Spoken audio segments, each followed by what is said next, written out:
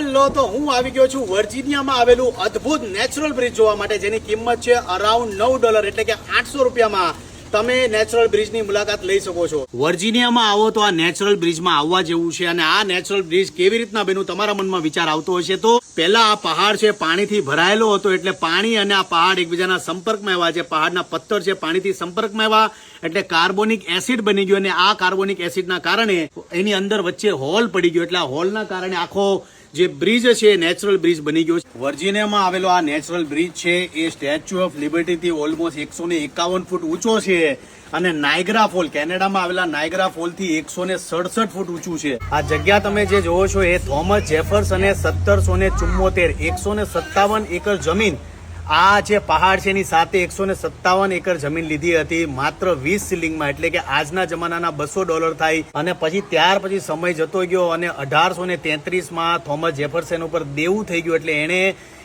એના છોકરાઓએ આ જગ્યા વેચી નાખી એમના ગયા પછી, અને અત્યારે આ જે જગ્યા છે ગવર્મેન્ટના અંડરમાં છે.